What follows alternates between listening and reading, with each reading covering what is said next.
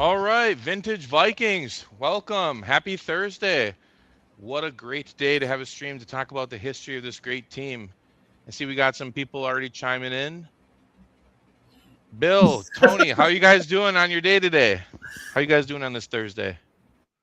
Wonderful. Wonderful. One day closer to camp opening. One day closer to camp opening. That's right. Tony? I'm doing good. I'm above ground. That's the best thing. One more day closer to the season, man. Guess what? The Vikings, they can't run. It's can't run almost from here. the season. It's almost here, folks. So get ready. Yep. It's almost that time where this team will drive us to drink. So be prepared. Get ready for the lines. Get ready for the QB competition, all that other stuff. But guess what? With all that going on, we're still going to be talking about this team's history. Yep. Well said. Well said. All the BS from Giraffe. Thank you. Giraffe. So thanks everybody for coming out. We have a great show planned for you tonight. We are going to be discussing legendary defensive players that were coined the nickname the Purple People Eaters. So I think this will be a great topic. Kind of goes back to the success, partially from what Tony and Bill have explained to me is a good driving force of all the success that this team had in the very early stages of its beginnings and stuff. So without further, I'm going to let Tony start, and I will put up our thing we've talked about with the Vikings, and here we go. So Tony, you're going to start. You can start from wherever you'd like, sir. Purple People Eaters, where do you want to begin, sir? Okay, so I'm just going to put this out there. If you are a Viking fan, especially in the age range of me and Bill, the first real stars of this football team were the defensive front four, and that was the Purple People Eaters. Yep. They were from left to right, left end Carl Eller, left tackle Gary Larson, right tackle Alan Page, and right end was Jim Marshall. They were the vocal point of this team. They were nicknamed the Purple People Eaters. By the way, the guys didn't like that nickname. Jim Marshall hated the nickname. And they were the cornerstone for those great championship teams. They were together, what was they together, Bill, about 11, 12 years? Yep. 11 and a half at least until Alan Page got cut. Page left in 78. Right. And then Gary Larson retired, and he was replaced by Doug Sutherland, which a lot of people don't give Sutherland credit, but Sutherland was the forgotten one. Part of that Purple People Eater front line. And Suds had a lot of playing time, even when Gary Larson was on the team. So the line came together in 67 when Alan Page was drafted. But, I mean, they got Jim Marshall in 61. Jim Marshall, they got a week before the regular season opener against the Bears, and he played in every game up until he retired in 79. They drafted Carl Eller out of the University of Minnesota in 64. Gary Larson, they got from a trade with the Rams for Jack Snow, who they drafted number 1. And also, Gary Larson was a backup to the Fearsome Foursome. So he came from L.A., and then, as I said, we drafted Alan Page. Alan Page was part of an LA trade. We got that pick from the LA Rams. I forget who it was for. Was that part of the Snow trade, or was that somebody else, Bill? Alan. I think. Yeah, let me think. Thought it was something else, but I'm not 100% positive. Right. And We'll so go with what you say. So we got Alan Page in 67. Now, Alan Page did not start right away. No, we didn't. Alan Page didn't start until the 5th game of the year. Paul Dixon was a starter. And later Paul became the swingman. But Alan started the 5th game of the year in 67, ironically, against the Green Bay Packers. Who, if you ask Jerry Kramer what was his deciding factor that he retired, he would tell you it was Alan Page that's made him decide to retire. He knew right away that Alan Page was that special of a player. So they basically played together from 67 to 70, middle of the season 78, where Alan Page was cut. Let's just put that out there. Yeah, that's one of the worst moves in Viking history. He had a falling out with Bud Grant. He lost a lot of weight and was cut.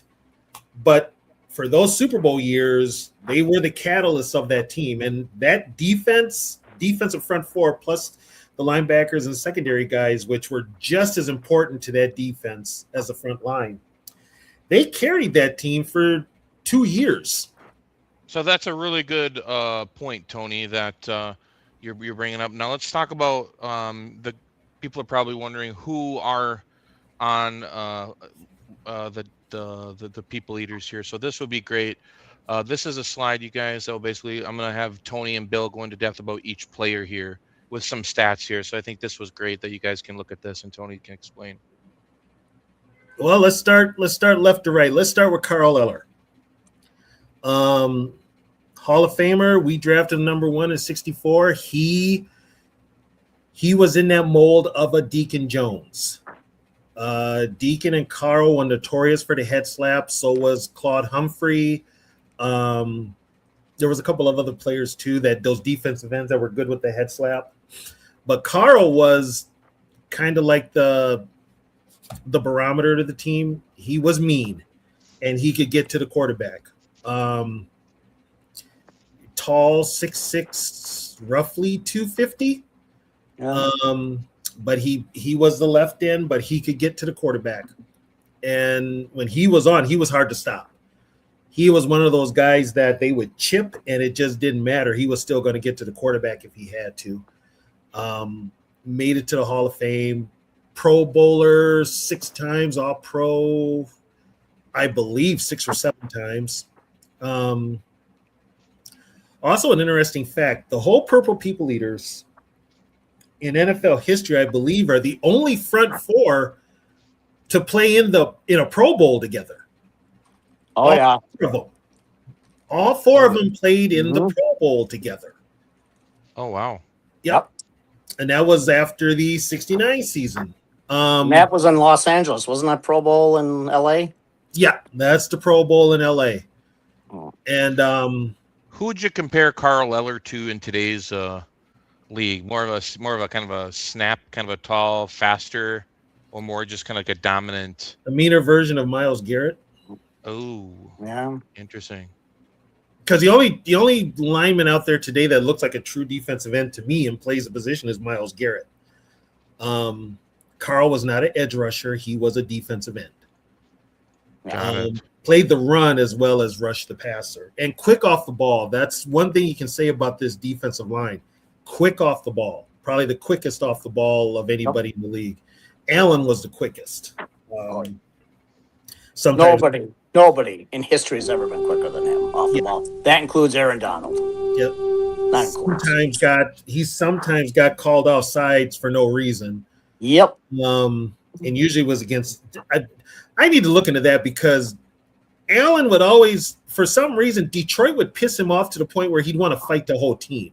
The Lions. It was always the Lions he wanted to fight. Carl Eller is the only Viking defensive lineman, I believe, in history that has had 2 seasons of 15 sacks or more, 69 and 77. And he did that in 77 at 35 years old. Who was the defensive coordinator that started this defense? The defensive coordinator when they were together was Bob Holloway. The Yep. defensive line coach was Jack Patera. If the name Jack Patera sounds familiar, he had a brother that was a pro wrestler named Ken Patera. That was his brother. So yeah, Jack Patera was a D-line coach who also Jack also coached the Fearsome Foursome. So 130.5 career sacks. Right. Hall of Fame. Yeah, pretty cool. Let's put this out there. As far as sacks go, before 1981 or 1982, individual sacks are not recognized by the NFL. Mm-hmm. So Carl had 134 and a half sacks. Guess what? The NFL doesn't recognize him. Pro Football, whoever it does, might recognize him, but the NFL doesn't recognize him. And if they do, they don't list them in their record books. So that's where that's kind of, I feel bad for any defensive lineman that played prior to 1982 because there's no mention of their sacks. And with these guys' sacks, it's all a guesstimate. It is literally a guesstimate. So let's moving on here. Bill, why don't you take us through a little bit about Alan Page?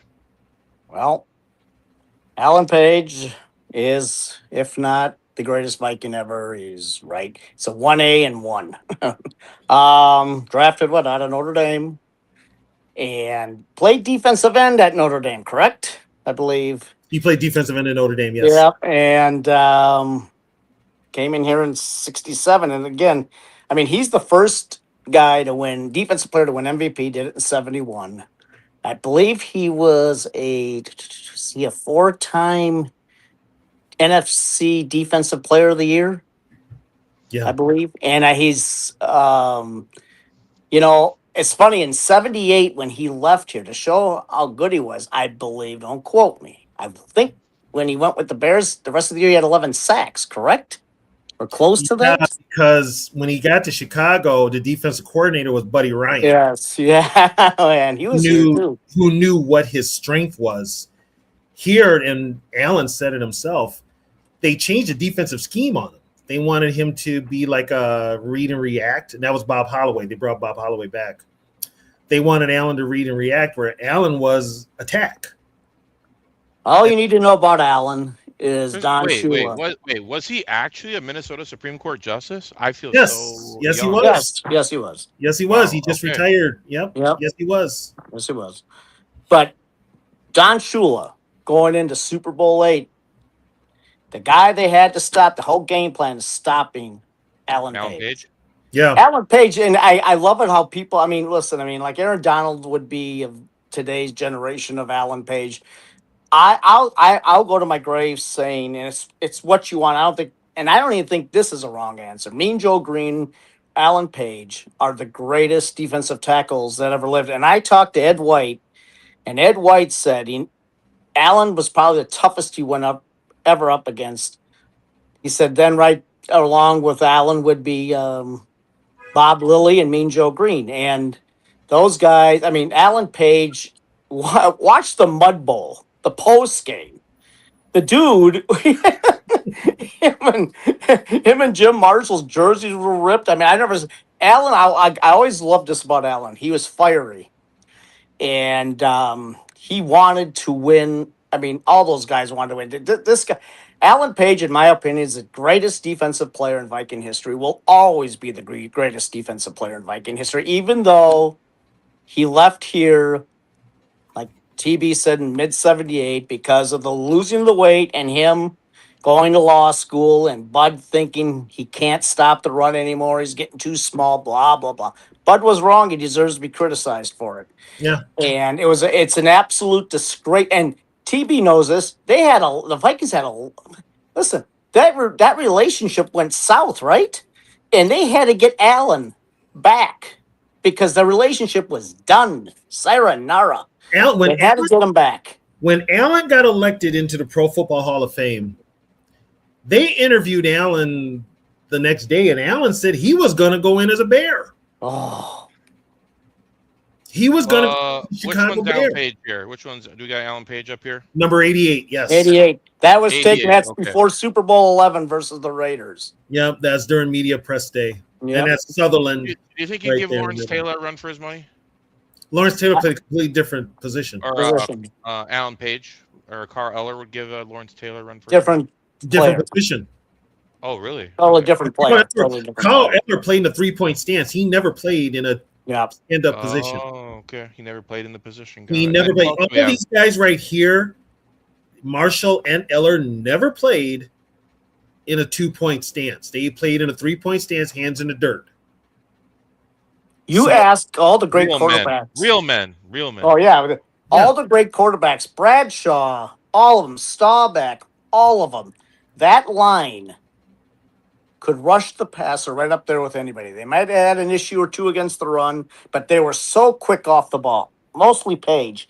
The only one that, in my opinion, has ever come close to Allen's explosion is Keith Millard before he blew out his knee.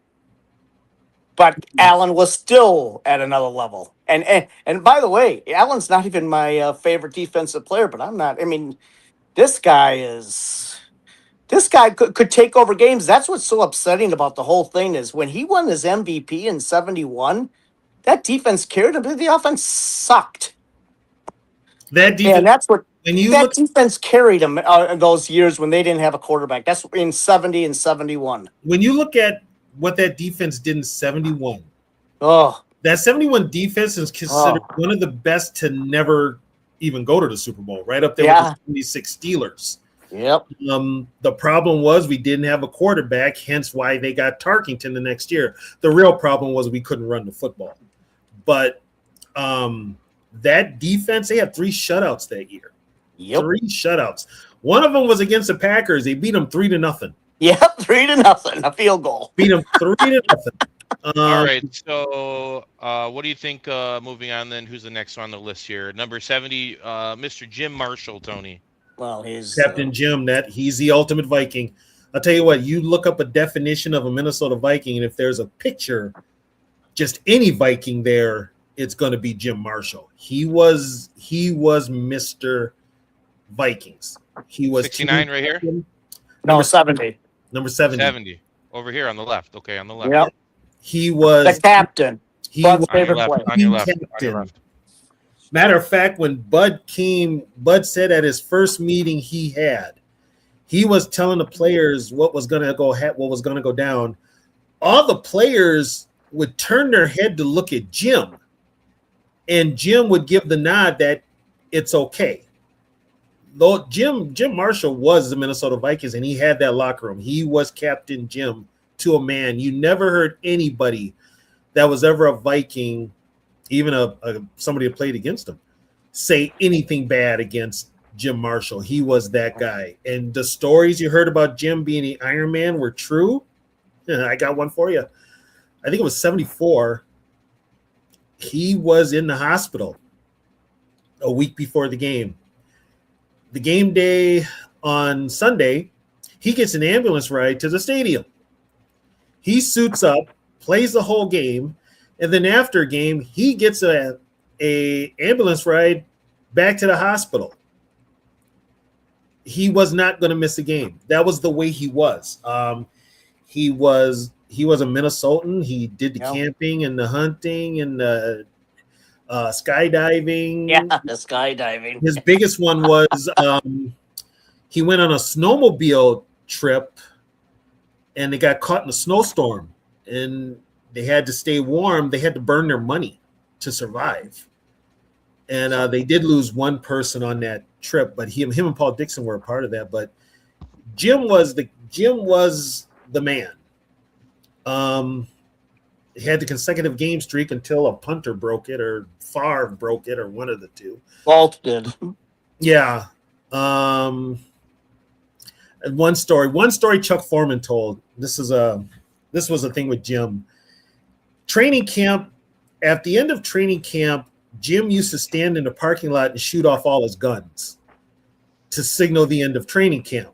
Chuck Foreman talked about that. One year, Chuck Foreman, Jim would disappear after the season. He would be gone. You wouldn't hear from him. And he owned all the guns. So Chuck was like, I thought he worked for the CIA in the off season. He owned every gun known to man. So Jim calls him. He's like, let's go work out. So they decide to go jogging around Lake Calhoun. I forget the name of it now, but it's Lake Calhoun, one named back then, here in Minneapolis. And Chuck said, Chuck was not in any kind of shape at all. Jim was just out lapping everybody like there was no. Jim was just in super shape. He wasn't winded. He wasn't nothing. He was in game shape in April, and he was just that guy. He was a leader of that team. The players looked up to him, and he was probably the most beloved Viking of them all. Bud loved him. Bud loved him to death. That was Bud's favorite guy. Yep. So maybe Bill can explain. Bill, for anybody who hasn't known, or a lot of the old Vikings highlights, Jim Marshall The wrong is the way guy run. who ran the wrong way to the wrong end zone. Yeah. Is there ever been a thing that he just come out and say, "Hey, I messed up," or was there intentional? Well, what the people don't understand about that, he had a great game and the Vikings won the game. They won that game. Yeah, they did win that game. Yeah, they won that game, and he had a great game. Take away that, he still had a great game. One thing about Jim, people got to remember. I think the age, even when I was a kid, I didn't really pay attention to ages all that much. The Jim Marshall, I believe, was born in 37. 37, yes. And in his last home game ever in 79 against Buffalo, which they beat the Bills in a great offensive juggernaut game, 10-3, he sacked Joe Ferguson 3 times. He had a great game. He got 2 He had a great game. So he had a great game. He was, even up until that day, still sacking the quarterback at his age of 42. We played the Bears in 78, and it was a close game. It was a 4th down play that would have, if the Bears converted, they stay alive and they probably kick a field goal. We go to overtime. Of course, they give the ball to Walter Payton. Jim Marshall comes out of nowhere and stops Payton. He literally runs down Walter Payton and stops him. And Jim was Savage. 38 at the time, 38, 39, and Walter 78. He would have been Walter, yeah, and 41. 20 years. How many DNs do you see playing 20 years today? I mean, he started out with Cleveland, the Browns, and in then 60, then came here, and he should be in. I think the main thing about Jim, should be in the Hall of Fame. I mean, it should be an absolute no-brainer. Somebody must, and this is where I'm going to get wound up now. Somebody must tell me, how did these Buffalo Bills get in there? Just like that, it seems. They lost 4 Super Bowls, but you got Jim Marshall, Chuck Foreman, Ed White, Bobby Bryant, Matt Blair, just to start the list, and you could go on with more. But mostly Jim Marshall. How does he not get in? They say, what, TB, the lack of Pro Bowls, all pros, blah, blah, blah.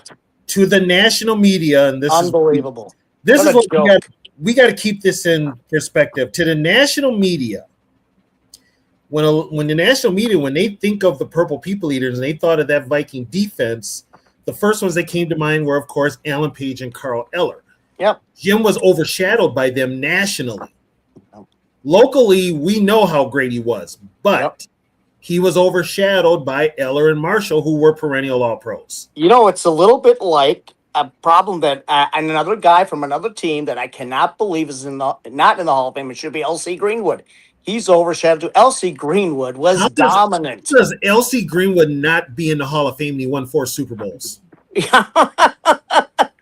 My question is this. If the Vikings win a Super Bowl whenever, let's say just win the Super Bowl, does that help Jim Marshall? The sad thing, he's not here to enjoy it, but does that help him finally get in? Is that one of the reasons he's not in? I don't honestly think the Vikings were a well-liked franchise by the national media.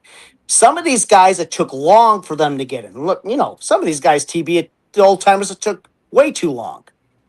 It's a joke. because when they think of the Vikings, they think of the 4 Super Bowl losses. Bottom Yeah, line. well, how about Buffalo? I mean, this is, and now the problem is you got guys that are younger, never watched these guys play. And this isn't a Viking problem only. This is a problem amongst guys This like Jim Marshall, L.C. Greenwood. Can this name is them off. this is the problem now with the Pro Football Hall of Fame. You've got younger guys voting who never The saw political BS bullshit. So now you're putting players who are popular. I'm going to be honest with you.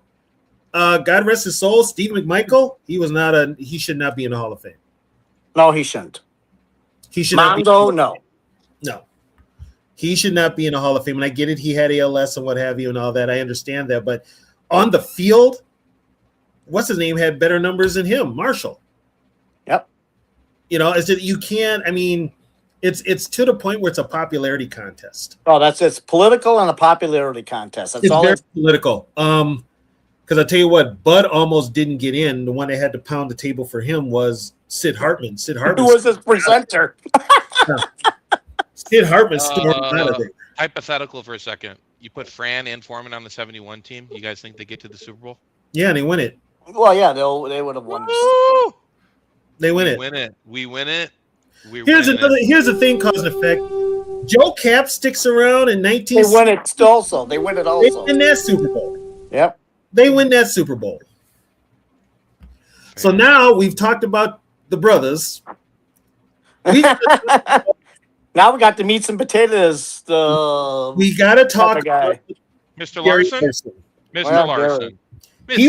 Gary was actually a Minnesota guy. Unsung guy. Unsung. Yeah, unsung hero. We Yep. got him in '65.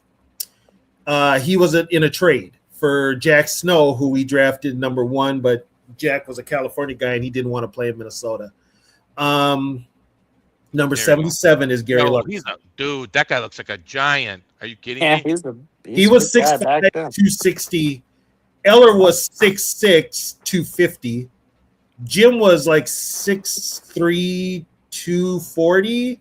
Yeah. Dude, And Allen, okay, that line look nasty. It's nasty. Allen when he came into the league was like 6'4", 265. When he won the MVP, he was 245. Yep. And it always said 245 after that, remember? They always said 245. They didn't let it be known that he was literally at 220, 221. That's a good question. Brev's saying, do you think there's a reason why Jim Marshall isn't? Do you think it is all political, or is there a reason you can petition why? A lot of it. Well, he's That's not part of in it. because now you've got a whole generation that never saw him play. Yeah. And for him to not get in before, I mean, he should have been in before. He should have been in like 25, 30 years ago. But you know what? They had a hard time putting Fran in. They had a hard time putting Allen in. They had a hard time putting Now, he's in. I will say this. The rumor is a little bit of the reason that it's taken some of these Vikings a long time. It was the presenter from the Minnesota chapter, Sid Hartman, because he was so arrogant and so mean and nasty in those rooms. And those old curmudgeons back at that time didn't take kind to that. And so Sid let his temper sometimes get the best of him. But that shouldn't matter. You look at the stats, you watch these guys play, it's a no-brainer. Whatever. I mean, So nicknamed the policeman, Tony, and I guess brought some military grit. So was he? Yeah, he was in the Marines. military? He was in the Marines for 2 years. He played at Concordia Moorhead, Minnesota. Then he went into the Marines. imagine. And then he ended up with the Rams, and then they traded him in '65 to the Vikings. And he slid right in. He was a guy that he could get to the quarterback himself, too. He's got a record he got 4 sacks in a game in the 60s. That's in the Viking record book. He could get to the quarterback, too, but he was mostly the stay-at-home guy, just to clean up, just in case they got away from Eller and Marshall and Page. He was there to clean it up, which he did a lot of. He could stop the run like there was no tomorrow. Yep. Great against the run. He went to 2 Pro Bowls. But then he was older. The injuries started to kick in. And so then that's where he was split in time. I know when I was watching in '73, he split a lot of playing time with Bob Lertzema in Which one 73. am I? And then Doug Sutherland, he split time with Doug in 74. And then Doug finally took over towards the end of the season. And then Gary retired in 75, but he was just as important as the other three guys. And believe it or not, he was big, but he was quick. He was quick off the ball. Can I say one quick thing on Jim? Yeah. Second in history in sacks, NFL leader in career-wise and fumble recoveries. He, again, I don't know, and that's another thing, because people think the sacks were, of course there were Page and Eller, but people forget. Jim, really, I mean, like Gary, unsung. I mean, I think that, the wrong way run, I think he was made fun of, still is made fun of for that. But they don't tell the whole story for that game. Any other guy might have, after doing that type of play, sulked, been down, had a terrible game, but he didn't.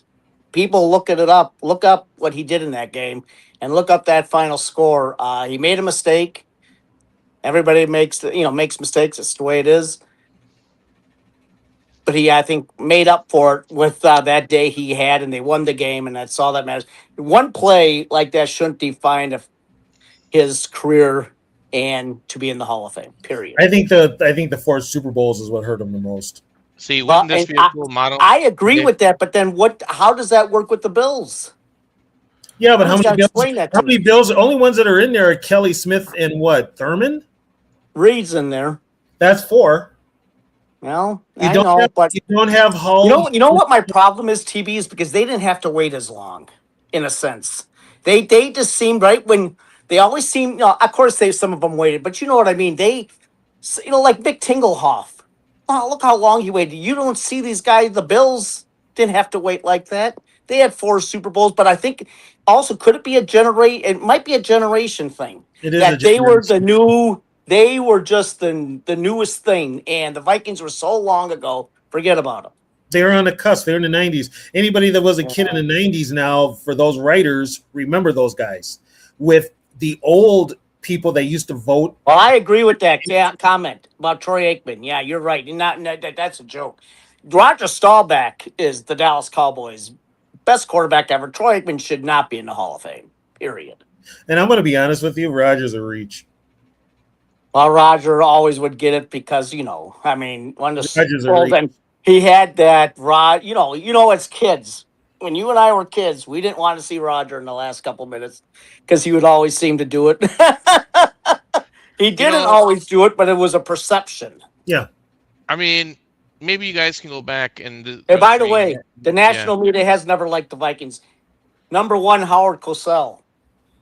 That's what I was about to say. I still, to this day, I still think even when the Vikings have like one of our outlier seasons, when we're like 14 wins or 13 wins, even under KOC, there's always these NFL analysts, that seem to think the Vikings are frauds. Even when we make it to the championship game against the Eagles, we're frauds. Well, think of this. They talk about Lambeau with the tailgating, blah, blah, blah. The Metropolitan Stadium. We started the tailgating. It started at the Met. Not at good old Lambeau Field, you numbskulls. Bunch of idiots. And for those that don't know, what a bunch of morons. The Packers didn't even play all their games at Lambeau Field. They played in Milwaukee. Yeah, they went in Milwaukee County Stadium. Yeah, they didn't even play at Lambeau all the damn time. They played half and half, right? Yeah, exactly. Right. Packers, that's right. Yeah, I mean, it's they want to give the Packers credit for it because the Packers stayed outdoors. But, folks, it's Green Bay. There ain't nothing in Green Bay except the Packers. Packers and Walmart. Their 4-star restaurant is a friggin' Olive Garden. Wait a minute. You forgot about their arena football team. Yeah, we got one of them in Duluth, Minnesota. That's probably better than the Green Bay team. Shout out to Yogi with his team, the Monsters. Give him a shout. Oh, yeah, the Monsters, yeah. Let's make sure that we touch base a little bit on our rotational members. Anything you guys want to say or anybody has anything to say about Lertzema and Sutherland? Okay, Lertzema. Bench warmer Bob is the best. So Mr. TCF. Mr. TCF. Bob was a no. We got him from the Giants. Yeah. He was a starting defensive lineman with the Giants. The problem with the Giants was the Giants were going through some stuff with Ollie Sherman. Who was their coach? Alec Webster. The practices were too tough. Fran Tarkenton was on this team. And they needed somebody to talk to Wellington Mara about, the practices being so tough. So they all voted that Bob would do it. So Bob went and talked to Wellington Mara to get Alex Webster to tone down the practices. Well, a week later, he got waived. They waived him, and Jim Finks remembered the game he had against the Vikings in '69, and he signed him. Good signing. And then what happened was he became real valuable. He could play all the positions on the line, and he was happy to be here because he was glad he wasn't a starter. He could come off the bench, and he could give that spot relief. He could get after the quarterback too. Yep. He could get after the quarterback. Yeah, he was a very good player. Well, TB, tell the most famous what he did in '72. Oh, and I kid Miami. I used to kid him about this whenever I saw him. Now this is the NFL in '72. The Vikings had stopped the Dolphins. We're playing the Dolphins, and it was a close game. The Vikings had stopped the Dolphins, and it was an incompletion, pass incomplete. Well, guess what? There's a flag. Imagine that. The referee called roughing the passer on Bob Lertzema and kept the drive alive. I saw the play, and I looked at it, and I'm like, that's roughing the passer in 1972. And so years later, of course, I'm working a semi-pro football game, and Bob is there, and I kidded him. I used to kid him all the time. So did the Dolphins give you a Super Bowl ring? Because you're the reason they stayed undefeated, and he was, because Miami kept the drive alive and scored the game-winning touchdown. But he even said that was not roughing the passer. Bogus. It was a bad call, and the film proved it was a bad call. But like Bob said, if you look at every big highlight on NFL films, Lertzema's in most of them. He said he's all over NFL films. He said that himself. He's like, I'm in every major highlight in NFL history, especially Super Bowl. There he is. But he was a damn good defensive lineman. We traded him. No, wait a minute. Yeah, forget that clown. We traded him. He got traded in '76. He was part of the Ahmad Rashad. Yes, he was. He was okay. Real talk. Question time. The Purple People Eaters up against the Williams Wall defense. It's no contest. No contest. It's no contest. It's not even close. Not even close? No. Not even close. No. It's like I'm just saying. I'm just asking. No, night and day. I'm just asking. No. I mean, I actually over the Williams Wall. I give me Millard and Hank. Yeah. Thomas over the Williams Wall any day of the week. Any day. That's the best defense I've seen out of the Vikings, though. Well, yeah, see, that's a generational thing. Generational thing. Yeah.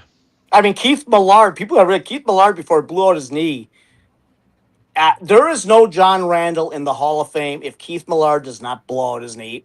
Period. Because Keith Millard was better than John Randall. Period. Until he blew out his knee. He's bigger than John Randall too. Bigger too. He's like 6'5", 275. About that, and there were a lot of people thought John Randall was a menace, bro. Well, of course he was, but you know what? One thing I can't. I'm sorry, and it's a generational thing, and I'm going to go off now.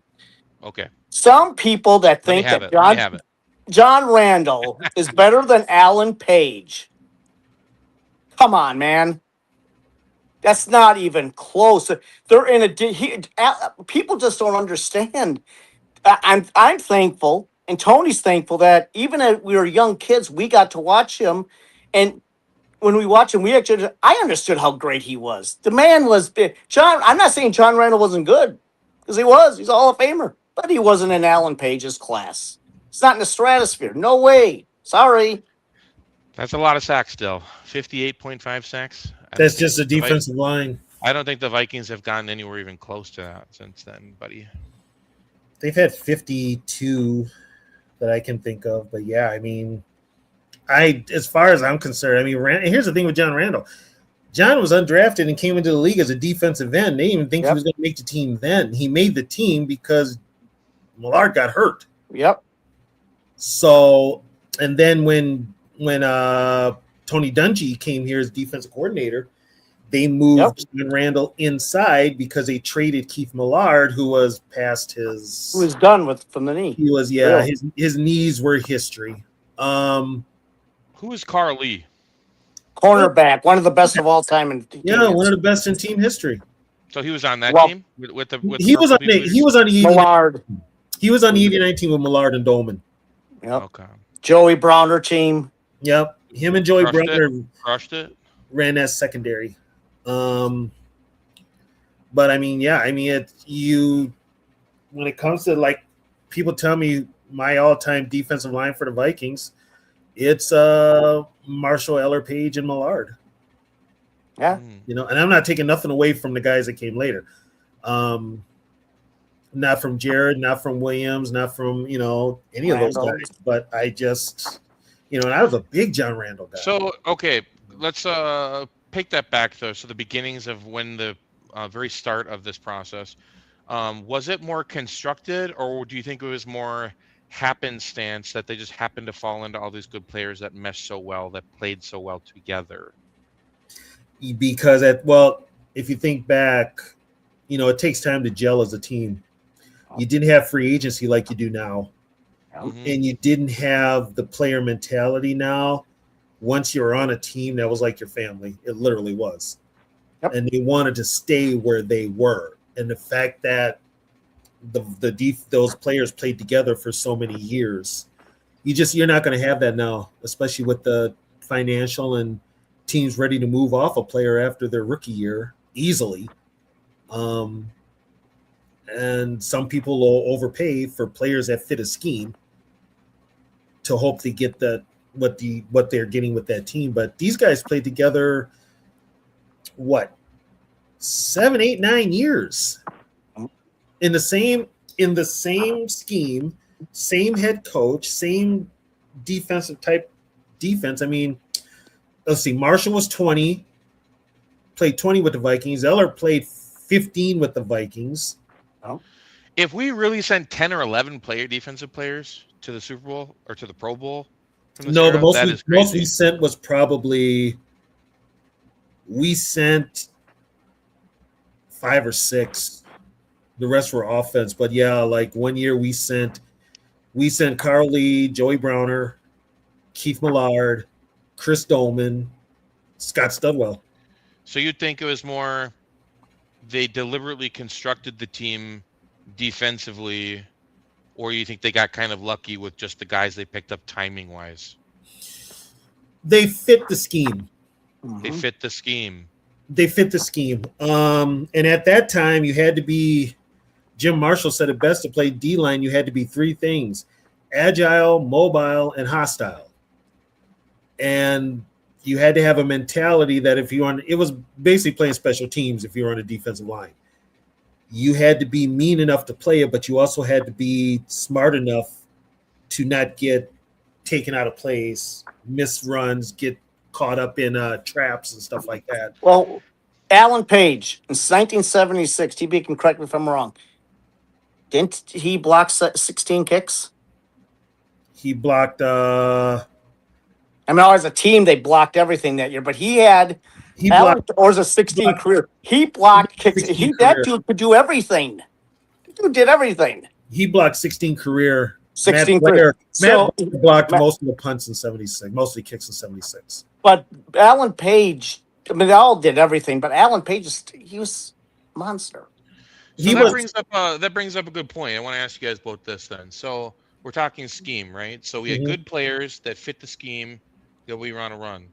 do you think we have the personnel on our defense right now to run the scheme that fit Brian Flores' defense in 2026? I honestly don't know what Brian Flores' scheme Yeah, is. too early to tell because now he's got the big fat guy in the middle. A Yeah. couple of them. Now we'll see what he does with them. Now they're rookies. Brian Flores does not really like to play rookies. That's common knowledge. No, that's which I think he's going to have to play a rookie. Gonna have to this time, but Yeah, he's going to have to because I think Cashman's going to miss some time.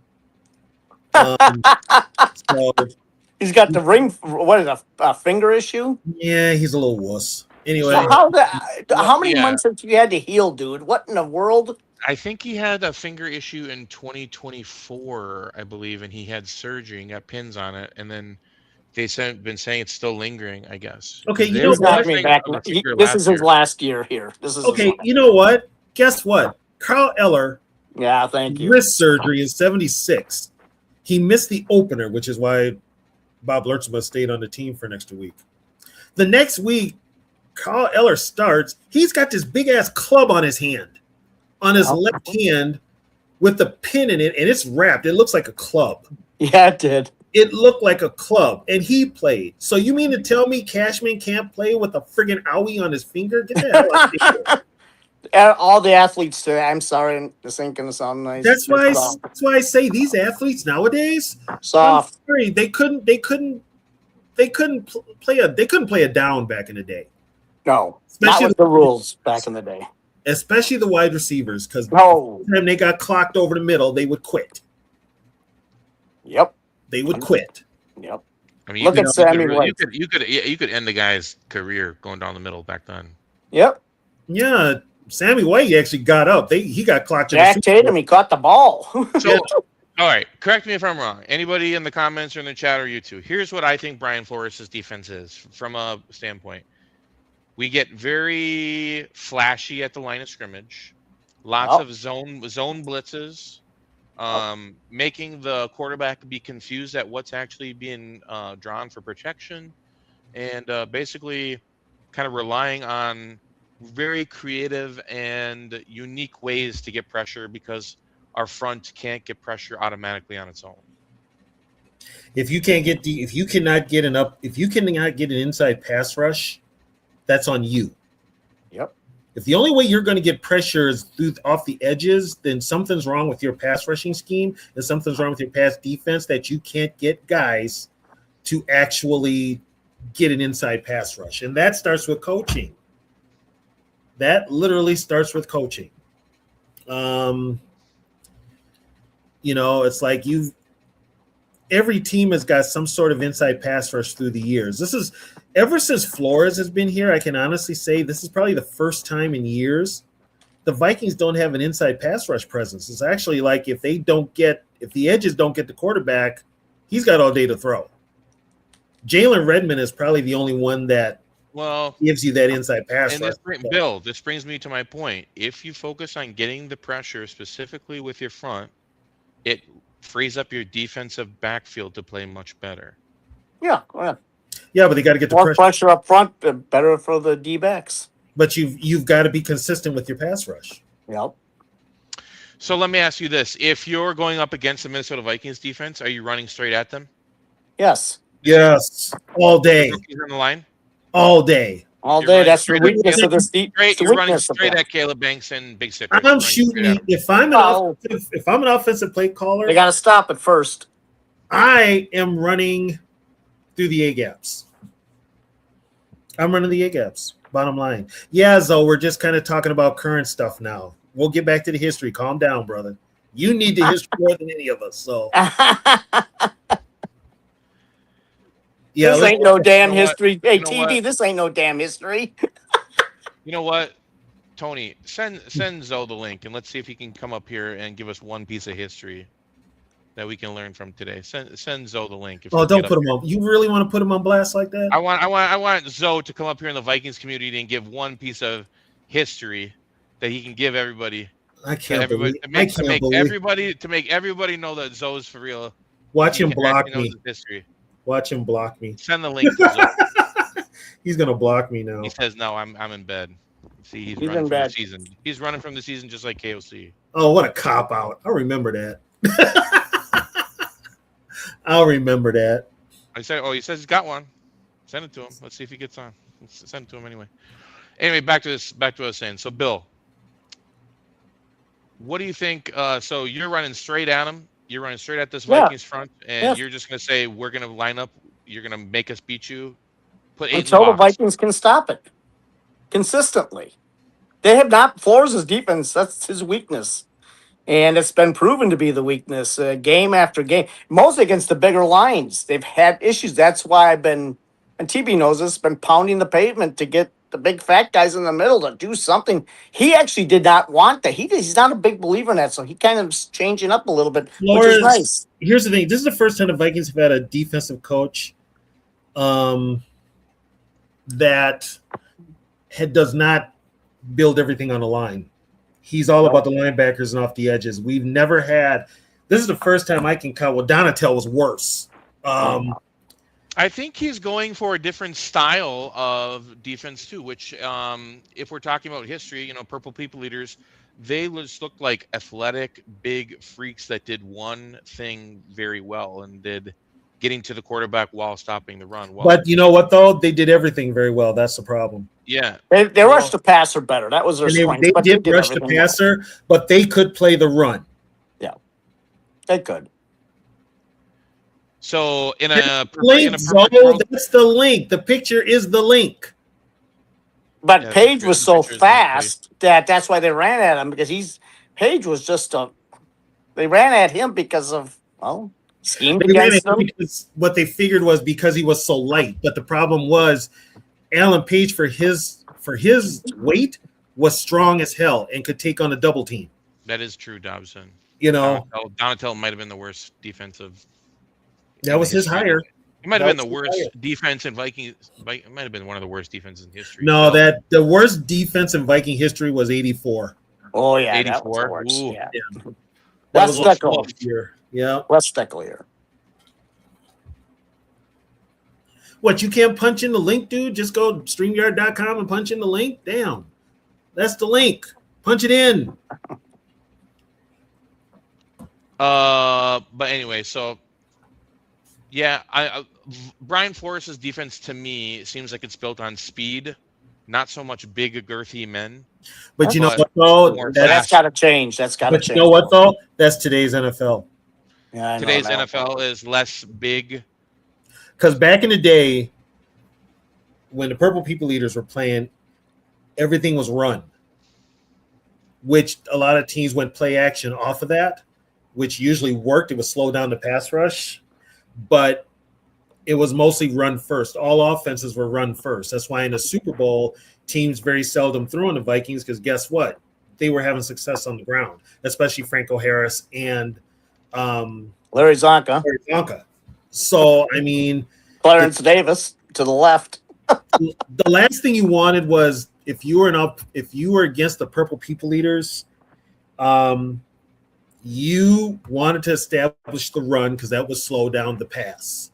If you couldn't run the ball against them, that meant you had to throw, which meant they're peeled back, ready to come after you. And everybody in the stadium knew it. That's why certain teams were like, okay, we've got to run on these guys. We've got to establish the run. If we don't establish the run, which means we're going to have to throw, we're fucked. Because not only would they get a pass rush on you, but you've got Bobby Bryant and Paul Krause in the secondary. They were nobody to throw at either, especially Bobby Bryant. Yep. Big play, Bobby. And so the last thing you want to do is put your quarterback in harm's way. And, so that's why you wanted to establish the run, which, by the way, the Steelers established the run in Super Bowl IX, but Bradshaw sucked. Yeah, he was not good. Well, you know who had a good game that day? Is the guy that replaced Bobby that year. Well, Jackie Wallace played well that day. Yeah, because Bobby got hurt in the Dallas game, broke his leg, and he was out for the year. He played well. The Vikings, that's a game, that game was not supposed to be played at Tulane. That was supposed to be played at the Superdome. Yeah. But Superdome wasn't ready. It wasn't ready, so they moved it to Tulane Stadium. So the Vikings were 0-2 in two Which actually I think was a break for the Vikings. That was moved. They just couldn't, and the problem with the Vikings in that Super Bowl, the Raiders Super Bowl, and Miami, but really that Steeler one. Well, all of them. They couldn't stop the run and they couldn't run the ball. That's because they changed their goddamn plays on fucking offense. As John Facenda says in Super Bowl IX, Fran says we're going to run right at them up the gut against the steel curtain. Not smart. Not smart. What Mean Joe and Ernie Holmes and those linebackers and Here's the thing, no. Okay, you couldn't run That's at fine. the Super Bowl IX, but you could run at him any other time. yeah, I mean, I don't know. Yeah, I'm So where do They you didn't think? run. Where do you guys think? They ran at him in here we '76. go. I'll tell you that. Mr. Zoe, thank you for. Boy, you joining look us, like sir. you're in bed, all right. Hey man, listen, bro. No, I don't want to hear it. You gonna come on my show You'd talking like to know trash, some. dude? We'd No, like you no. to educate us on some history. Yeah, I'm tell us some about to- history. I'm about to, but what I want to say to TV, bro. When I say send a link, bro, send a link, bro. You send me a picture, and I gotta type shit What's in, the bro. link? Bro, you You send me punch a it picture. in. We don't do that in 2026, man. Okay. I got you, Zoe. I got you, Zoe. Is it Got you right. don't I do got it or you can't do it? Okay, but anyway, though, I got some history from y'all. Man, just The get up on last here and say what the hell you got to say. Tell us I your history, gotta sir. say this, man. The last time the Vikings made the Super Bowl was in 1977, and we Yes. are now in 2026. It's going to be That's 50 some history years. for everybody. 50 years, yeah, it's 50 It's gonna years. be That's history January for everybody, 9th. Yeah. So we on the Alright. 50-year drought. Yeah. of going to the Super Bowl. We done Yep. seen the Eagles go to the Super Yep. Bowl. We seen the Seahawks go to multiple Tampa Super Bay. Bowls with the Eagles. The Buccaneers go to Yep. multiple Super Bowl, win a Super Bowl. But the Vikings had yet to make the Super Bowl in a new era and win the shit. Like, what's going on? You know what I was thinking? I said it Zoe? before. I think sometimes they're cursed. Yeah. Let's The ask Zoe Vikings are their own worst enemy. I think they're But all the cursed Vikings- sometimes. But look though, like I gotta be real, cause when he said that, I believe him though. I think the Vikings are really cursed, bro. Just Yeah, I think they're about it. cursed at times. Yeah, I do. I'm not saying no curse. I don't bring that up. I Well, believe look, it, I'll bro. say it. There's some truth to it because even from the beginning, when we didn't go in the AFL, we pissed Yep. off Lamar Hunt of the Yep. who owned the Chiefs. Who was the first team we played in the Super Bowl? The Chiefs. The And I- Chiefs. And listen, I got another crazy take. Y'all ain't gonna like it. The last time we made the Super Bowl, we played the Raiders. And I Yep. bet y'all the Raiders will make a Super Bowl appearance before the Minnesota Vikings in the next 5 years. Write that down. Good with Genty. They got.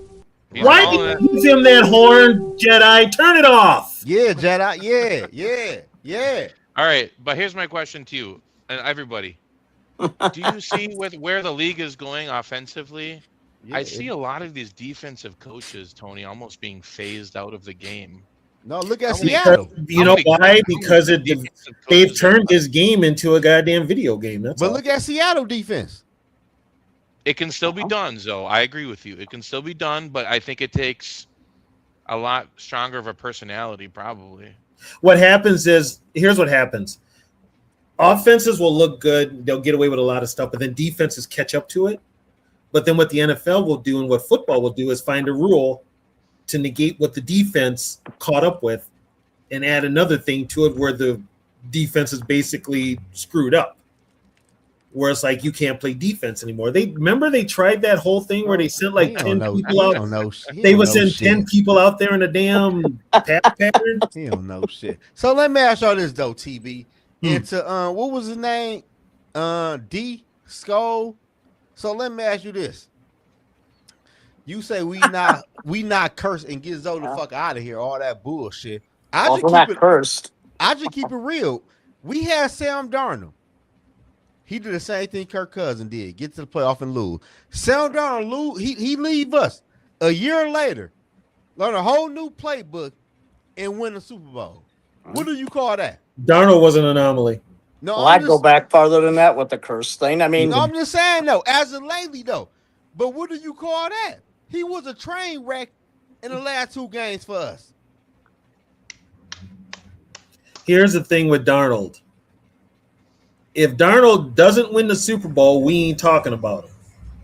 No, I think now he's won the Super Bowl. We're probably going to be back to not talking about him because Seattle doesn't have the same team. I think I disagree, TB, because if he don't make the Super Bowl, he at least make the title game. He at least win the playoff game with Seattle. Not this year. Huh? Not this year. Oh hell no! What? What? So if we're talking about defense, we're talking about. I'm going with the Rams, bro. History, defense. What you got? But Jedi, TB said he going with the Rams. If you look at Sam Darnold with the Rams with us, he was terrible. He was bad. But if you look at Seattle, he put up 350 plus yards, if I'm not mistaken, in a playoff game to get to the Super Bowl. Who was in his back? Who was his? They had a running game though. They had a running game. But I'm just saying he still threw up They had a running game, and plus he wouldn't have had to deal with Myles Garrett, or now it looks like Aaron Donald. No, I'm just saying, period though. Like we had Sam Darnold. No, I get what he's saying. I get it. I get what he's saying too. I'm just tired of him repeating it over and over and over. Hey, thank you, Bill. Hey, Bill, I like you, Bill. Like me and you, Bill. Don't for that. You want to argue with me? For that. Hey, Bill, I rock with you, bro. I rock with you, Bill. Well, I'll go back to the curse thing. I think it goes back. The last big curse was Gary Anderson doesn't miss a kick all year, and in the most important time to bring him to the Super to clinch it, he misses. Come on, man. That was crazy. And then you got 09 throwing across the body over the middle. That's actually the last one. That's another one. I mean, it just that's great. But and then the Blair Walsh kick. That's what I'm saying. Against Seattle. Like are we really cursed? What we're talking about? Who you riding with on this defense? If you got 4 guys to take on this defense of the Minnesota Vikings, who are you rolling with? I'm rolling with Redman, Caleb Banks. I'm rolling with Pierre, and I'm rolling with Thomas. Okay. Tony, who are you riding with this defense? Who do you think your captains are? Who do you think is going to be the difference makers this year in the Vikings defense? You really want me to go there? Yep. We do. I want you to go there. This year. Not the 70s. I heard the question, dude. I just want to make sure you heard, Unc. I heard the question. Don't let me put your ass on mute, goddammit. No, he can't wait to do that. What 4 or 5 guys you taking from this year that need to be difference makers to make this team? The 2 rookies. The 2 rookies. Okay. We got which rookies? Orange and Banks. Yeah. Okay. I need to see something out of I don't know. Some tell me Loudermilk's going to be pretty decent. The one we got from Pittsburgh? Yeah. You think he's going to make the team? Yeah, he's going to make the team. The one that's probably gone is Taki. I don't like Taki. I don't like Taki. Taki don't do shit.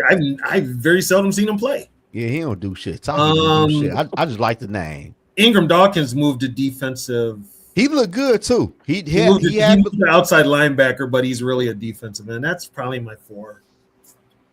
Bill, who do you got? Who's the people on this defense that need to step up this year and why? This year, Banks. Dale. This year, Dale. Banks. Oh, Bill first. Go ahead. Banks. I don't see Elizabeth moving. Who is that talking? Redmond. Again, they need because they got to get. He's the most proven of the inside rush would be him. Boy, you know what? I'm gonna go. He had a down year last year. Metellus, interesting. They got to get down. They got to get something from that back end because I don't know if Harrison's coming back. Who knows? God, I hope not. Well, I hope not either because he's about done. That shit over with. And you know what? I think they need, like TB said, Orange, the rookie, because they need that big fat guy in the middle they need a guy to stop that run. I mean, they can't keep on going at 2nd and 3, these offense against, they be running that ball up the gut against the Vikings, they get 5-6 yards a time. They need to stop the run. I think they should just put us 5 on the front line. They could call us the purple something eaters. I don't know. You think we could get some sacks, us 5? I'm getting two. I'm getting I know two. I can. Tony's I can get to the Tony's quarterback. inside. Bill's inside. It don't matter though. In the end, Giraffe is still the head coach. Dell and Zoe are on the outside. Giraffe is still the head coach. The shit don't matter until that son of a bitch gets out of here. I'll be bench warmer Jedi. It's okay. I'll be bench warmer. Dell. Okay, and you guys thought I had a strong dislike for Kevin O'Connell. Let Bill talk to you about Kevin O'Connell. I see. I like Bill. I like Bill. It's nice to meet you, by the way, Bill. Yeah, nice to meet you, Bill. This is our first time online together. All right, Dell. Who's on your defense that needs to step up, have a big year this year for this Vikings team, Dell? I would say whoever is our safeties. Can't hear him. You got to pick one. All of them. All of them. Our safeties, bro. I think we have the best cornerback room in the NFL. What? Yes. Come on, man. You okay? I got a question for everybody, and I'm taking it back to history. Since this is a history show. Yeah, okay, yeah. I can't you got This is a history show, so Zoe, you need to log off because you don't know shit about history. I'm just gonna So in your memory, in your time that you've been a Viking fan, name your top 3 defensive linemen. Top Ooh, 3. can I go first? Go ahead, Zoe. Do DN count? Yeah, that's a defensive line, dude. No, I just want to know. Yeah. You. Okay, Top 3, come on, man. Just say it. No, I'm saying he might move the goalpost, bro. I gotta ask him, bro. No, nobody moves the goalpost. Okay, so like I would say, say moving a damn thing. I would say Kevin Williams, Randall, and my man, who the fuck was Jared Allen? You saw John Randall play, though? Yeah, I started watching '97. Okay, yeah, it's the year he led the league in sacks. Well, you shake your head at Dale. What the fuck you shake? Well, the motherfucker couldn't stop the run. I don't give a fuck. He still was good. Who do you got? Stop the run. Who do you got? Okay, who was the D tackle? Don't blame him. Who was the D tackles? For me, best starting defensive line. Chris Dolman. I like that one. I would probably go. I love his crazy ass. Everson Griffin. I like him too. I would go Hank Thomas. It's only 3, bro. It's over now. It's over. It's over. No, why are you clocking people? It's my show, dude. It's over. Oh, you right. My bad, TV. Yeah. I really like Hardware Hank though, man. Let me put a spotlight on him. You right. That he is the most unsung Vikings player of all time. But okay, Hank Thomas. Jerry Ball was a big boy. That's it, Dale. See, when I think of Jerry Ball, though, I think of him as a lion. Yes. Okay, you right though. But he was a lion. But I'm gonna tell you this. I have a hard time with Jared Allen because Jared was a Viking, but I remember him also as a Chief, and he put up. He was good. He was great with the Chiefs. I don't remember him with the Chiefs. Well, I was. He put up great numbers with the Chiefs. I'm gonna say this though. I'm gonna say before Bill talk. TB. The shit you just said, just know I'm gonna use it against you this week and next week. What? The shit you just told me, I'm gonna use it against you this week and next week. What did I tell you? It's my show, and why you talking so much? That right there, that right there. Yeah. But you're gonna mute me every chance you get anyway. You're gonna cut my mic every chance you get because you tell me I had an attitude adjustment. All right, go ahead, Bill. Who do you got?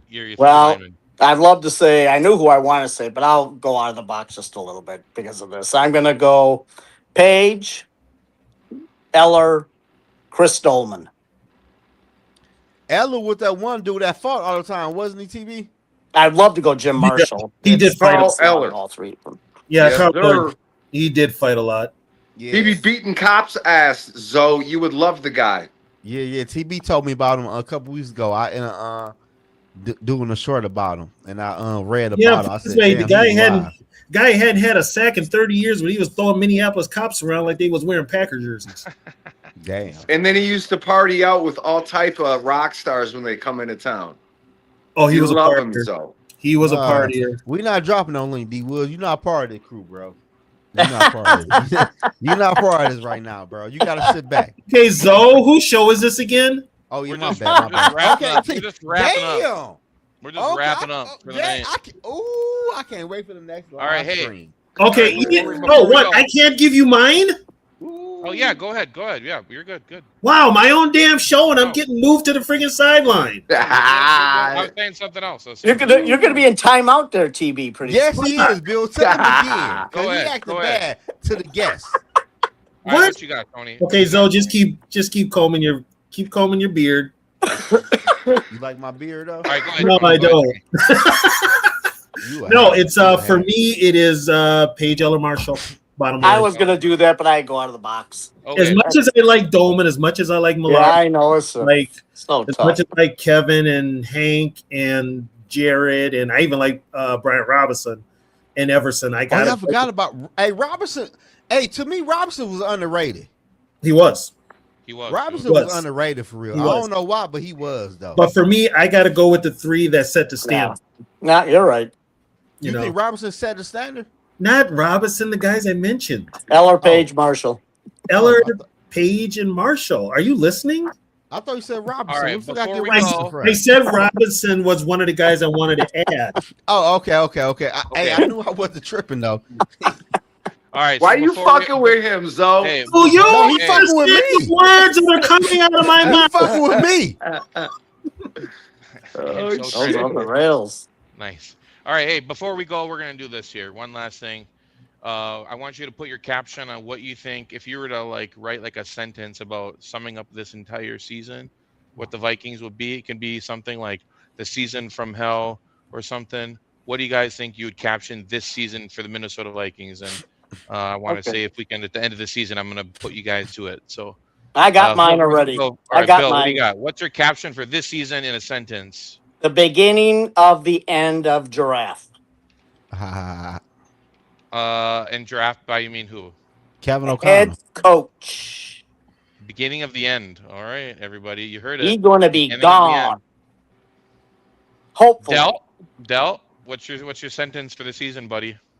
Starting off a new era with Nolan Teasley. Ooh, I like it. Nolan Teasley. I'm gonna hold you guys to this at the end of the season. I'll be wrong. Zoe, what you got for a season sentence, buddy? I'm gonna use a movie frame when you All talk right, about what you're all right. talking about. I'm Yep. gonna use paid in full. I think Kevin O'Connell is gonna try his best to do a Rico to JJ McCarthy. If you don't know KOC Pay- Rico.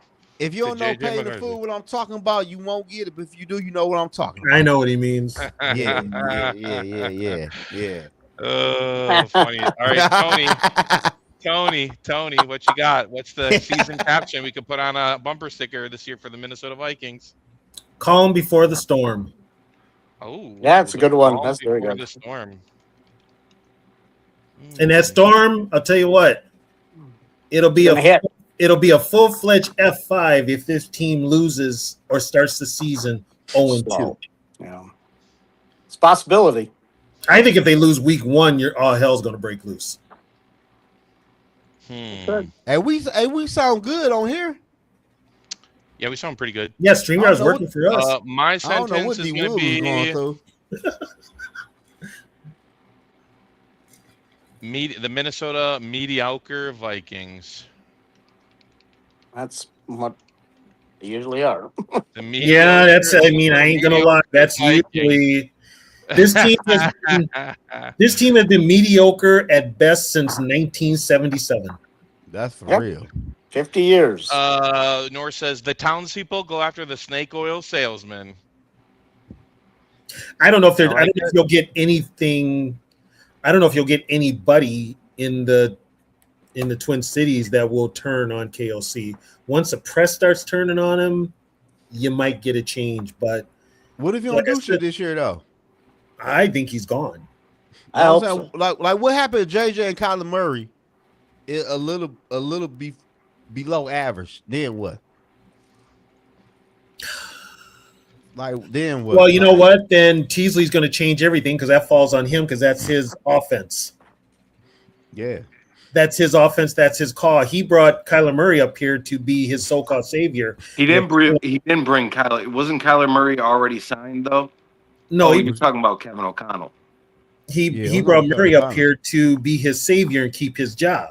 Yeah, and that is probably going to be his downfall. That's really what I really like about this. What's going on right now with the Vikings is Nolan Teasley is just sitting back in the cut and like, I see you, motherfucker.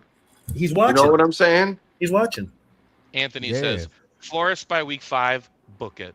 But he'll never be the new head coach, permanent. What do you mean by that?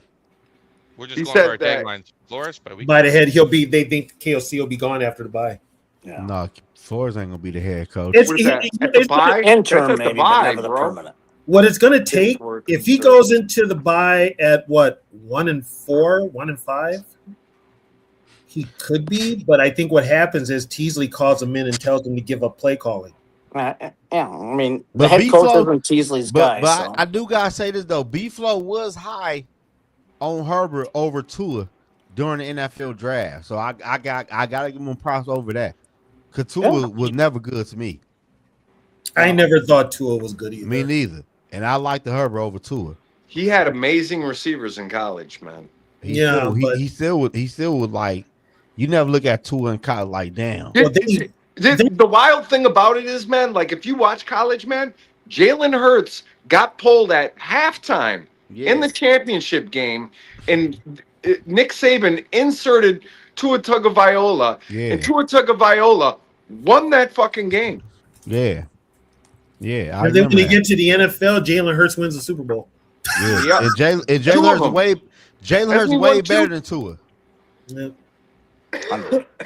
Well, with that being said, guys, it's about 8:15. We usually like to keep about an hour 15. Huge shout out to everybody for coming out tonight. Next week, Thursday, 7 p.m. Central, we're gonna rock it. We're gonna have some more topics. Huge shout out for Dell and Zoe for coming up, and we like to have some people.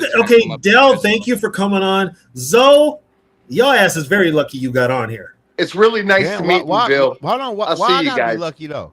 Hey, you are lucky. He was talking all that smack in the chat. I'm just saying, bro. You sent me a picture with just words.